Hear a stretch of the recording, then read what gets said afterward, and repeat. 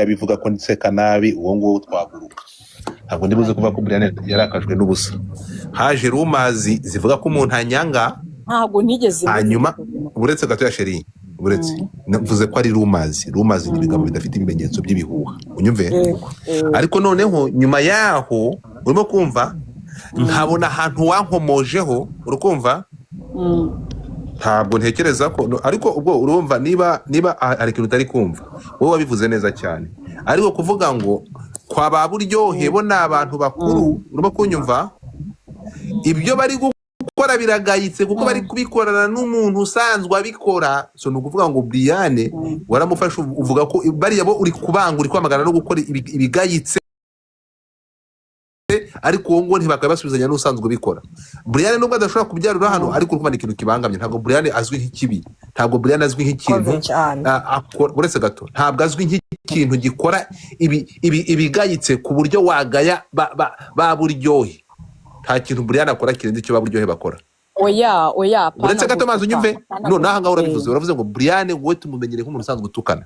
Iki kintu rero kuba cyarababaje Brian, so umunanye numvise iyo content kumbwira ngo kubona umuryango ugiye gusubizanya n'umuntu usanzwe utukana, hanyuma hakaza izindi comment zigaragara ko uyu muntu yagaragaye, uvuga ko umwanga, akabona comment n'ikiganiro wakoze uvuga ko we nta bandi bantu bagakoze ibisa nabyo, kandi wari umwana wo mu muhanda asanzwe atukana. Urumva Brian yabyakira gute? Niyo mpamvu waje no ati Brian afite title. Uretse gato tugiye kubisoza ntugire ikibazo. Ikiriho ni iki ngiki rero. Abo bantu bagiye kuzana ikintu kigira uburemere cyangwa kikagira agaciro bitewe naho kivugiye n'igihe ukivugiye n'ukivuzeho, sibyo? So ni ukuvuga ngo tugende gutya gato. Ibyo bintu by'uko ngo umwanga ahangaha ntabwo wabanga umuntu hano, ntawagushyizemo ikiziriko ngo uzamuke cyangwa uze kuganira nawe, nuko bitariho. Ntabwo umwanga, nta n'impamvu igaragara yatuma umwanga, sibyo? Ibi ngibi byumvikane. Abo bantu baje gusenya rero bafite na Brian nawe afite icyatumye abifata akanabishyira mu mutima, nicyo kiganiro wakoze, sibyo? Brian we mu kanwa ke yabyivugira, ngenda umuhasira ndi umunyamuhanda. Turi kumwe? Bitewe n'aho bivugiye n'ijya, uretse gato, bitewe n'aho bivugiye n'ijya bivugiyemo. Ariko aya masaha ndamutse ndi Brian wowe wa mwana wo mu muhanda byamubabaza. Wenda aho nikoze message Brian yabivuze kuriya abafite context na message agiye gutanga. Ntabwo ari uko ari umwana wo mu muhanda, ariko aba ari message agiye gutanga.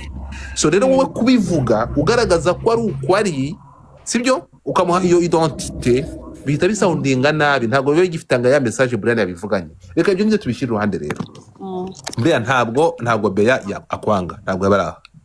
Beya ntabwo ari umwana mubi n'uburyo ari kuvugamo. N'ubwa mbere Beya tuvuganye, n'ubwa mbere azamutse kuri platform niba ntibeshye. He's a good person. Ahubwo umva ikintu cyabaye wowe Beya. Turi kumwe? Wagiye gukora comment uyikorana n'umuntu wirirwa harabika Brian, sibyo?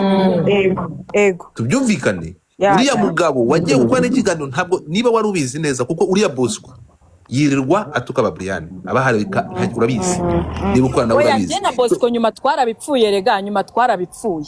Asanze ngeze nkandi ndi kuri Brian, nanabimubwiye ninge kano kanya ndi timu Brian, ntago ngende timu Buryohe. Twaranabipfuye tuvuye kuri kamera, nambwira urabizi ko Brian ngo dufitanye ngiba. Ndavuga rero Bosco, niba dukorana je nawe ntago uzanege kuko nkora content tuba twaje kuri kamera twese turi guhiga. Ntago uri bunzane kujya mu nzangano zawe. Ufite Bosco Empire niho muzajya mukorera ibyo bintu. Aha rero ni kuri B nanjye ndimo. Nahise no kuri niyo video nibashake bagende mumve nicyo kiganiro navuze ati ngende timu Brian kano kanya, ntago ndi timu Buryohe pe mbabarira. Turanabifite. So rero ibyo ngibyo niba wari warisanze muri icyo kiganiro, Brian akabona feedback ko hari umuntu umwanga, kandi akabona waravuze no kwizina rye, Brian action yafata urukunyumva n'uburenganzira bwe. So rero icyo kiganiro wakoze uri kumva ko ntabwo ari ikiganiro cyarishimishije Brian.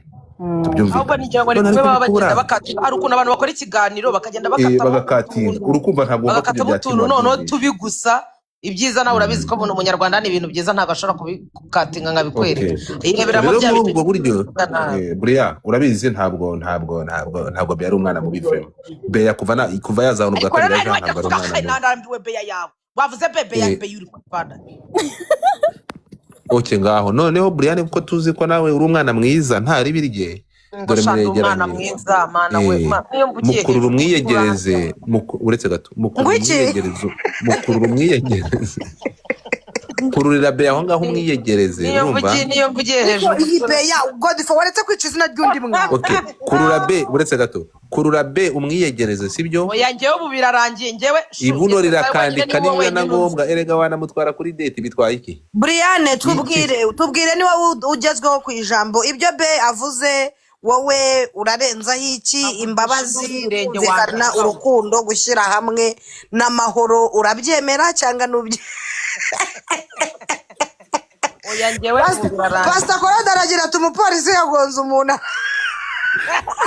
yacyo basha koba ndaje Godfrey ndongeye ndakwibutsa agahinda karanyije wabonye ibyo baba we Claude kanda kuri Brian indabo yewe twagiye ubonye ububwira umva agakara reka Brian avuge nyuma yuko be avuze Godfrey ataravuga be Tesha amuke nawe amuke I know njyewe nanga umuntu gusa njye ntabwo ngenzi guhishira yayo umuntu nyine mba mbona dufitanye ikibazo reka sinabyo byiza se be uyu munsi utabivuga be ari kuzabimenya